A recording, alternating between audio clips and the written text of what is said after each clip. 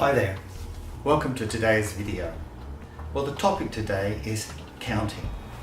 When to count and when not to count. And this is a problem, of course, that lots of students of English have because it's not always easy to see when I count something and when I don't count something. And it may be the same in other languages too. But there is a secret, there is a guide.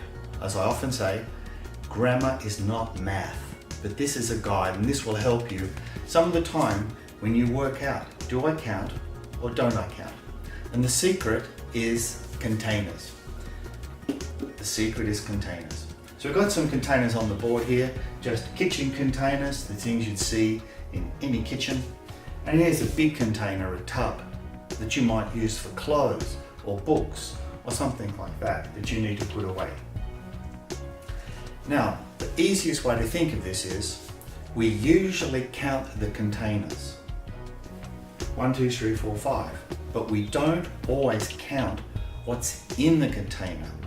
And to explain that, let's look at a couple of examples. The first one is water. Well, here we've got a jug. The jug is the container and we can count it, 1 jug of water. But the water inside, we don't count it. You can't pick it up with your fingers or your hand, so we don't count the water, we just count the jug. Same with coffee or tea. Let's look at another one.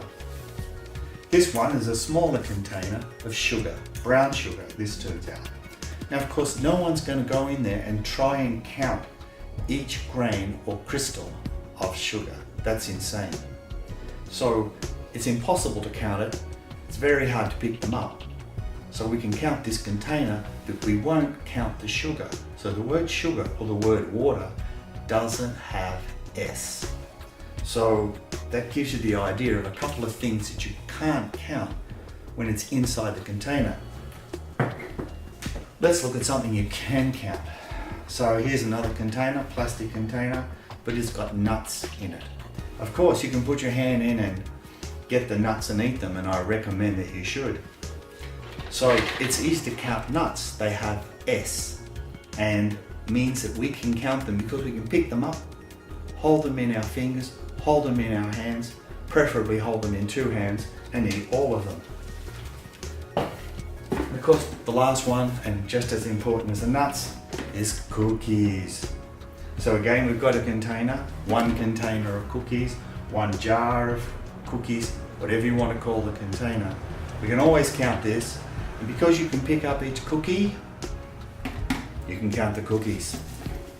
So for counting things, it's easy. The easiest way to think of it is, can I pick it up with my fingers, can I hold it in my hands, or can I hold it in my arms? And if I can do any of those things, for instance, a dog or a cat, if I can do any of those things, then it's usually countable. But try and pick up water with your fingers, it's really, really difficult. So I hope that explains a little bit and helps you with a guide for when to count things, containers, and things you can pick up, and when not to count things like water and salt and sugar, which are very, very difficult to pick up. I hope it helps, and I'll see you in the next video.